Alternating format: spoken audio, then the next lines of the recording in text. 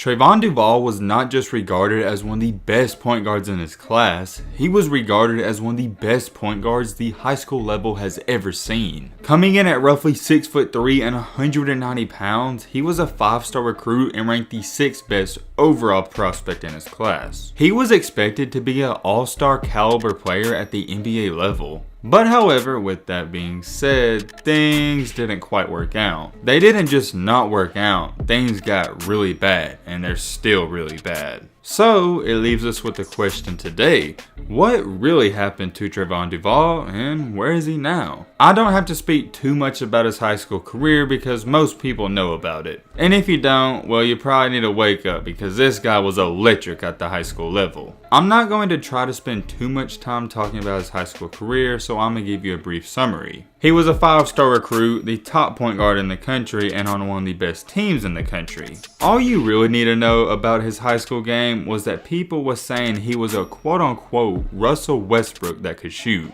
If that doesn't speak for itself, I don't know what will. I wouldn't even say that's an absurd comparison because I think it's spot on. He was super, and I mean super athletic. His athletic ability is what really wowed people and gave people the reason to believe he was the next big star. He had an above average jump shot for a high schooler, but we'll touch on that later in the video. This ultimately is what people thought was the downfall of his game. Flash forward in time a little, when it was all said and done for his high school career, he wound up deciding to play for Duke. As a freshman for the Duke Blue Devils, I would say he had a nice season. He averaged right at 10.9 points per game, 5.6 assists, and 2.0 rebounds. When Duke lost in the NCAA tournament of 2018, he announced that he was going to forego his final 3 seasons of college eligibility. Therefore, he declared for the 2018 NBA draft. And this is where our story takes a drastic turn. He said in many articles that he was projected by every team to go in the late first round and maybe even as early as 15 or 20.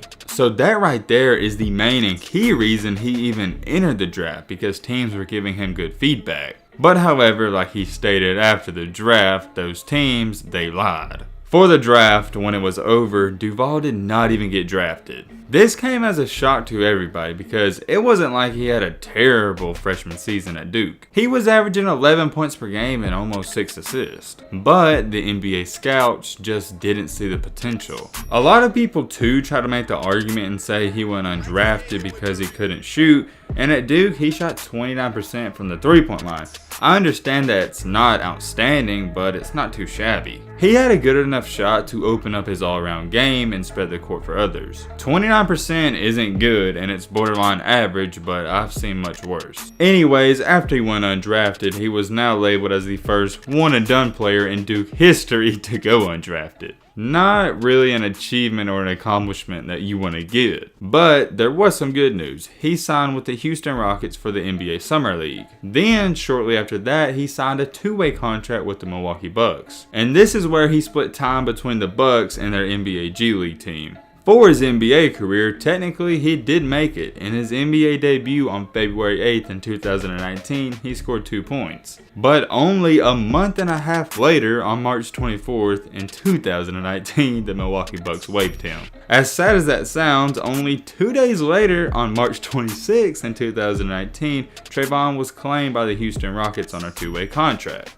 For the Rockets though, it was much of the same thing. He didn't play in any games for the regular season, and due to his late signing, he was ineligible for the playoffs, but he probably wouldn't have played anyways. So instead of playing for the team, he spent a majority of his time playing in the Rockets G League for the Rio Grande Valley Vipers. Then in that same year, for the Summer League in 2019, he played with the Rockets again. If you haven't picked up on it by now, this is where it's just a downhill, what I like to call death spiral of an NBA player's career. Once they get in that G League for a couple of months and can't get back out of it or even get a role player spot on a team, it's just a continuous spiral effect. You go from G League to G League, you might get picked up for a 2-day or 10-day contract, but that's it. And this path has just continued to go on. Shortly after, on October 26 in 2019, Duval was selected by the Iowa Wolves with the 5th overall pick in the 2019 G League draft. Ever since then and up until this current date when I'm making this video, he is still in that G League mess.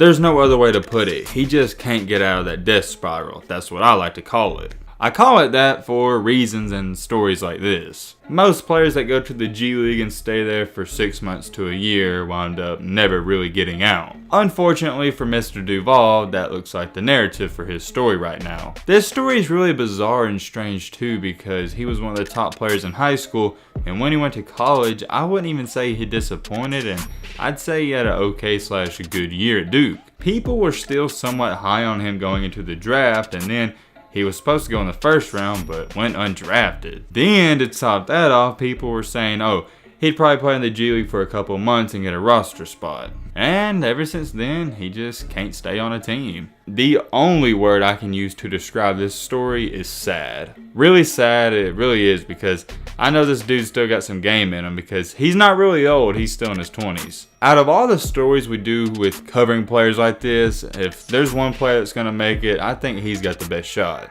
But I have seen people talk about this, and they all say the same thing.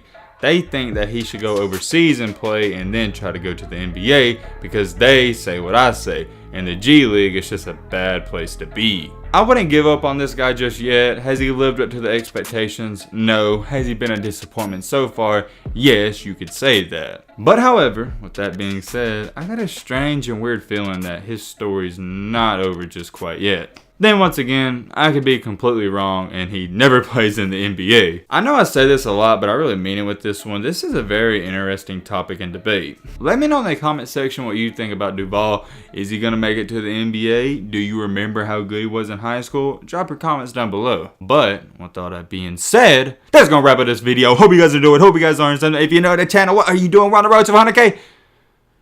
We can't get there without you. I'd appreciate it if you hit that subscribe button, leave a like for more. And as always, let's be great. I'm out, y'all. Peace.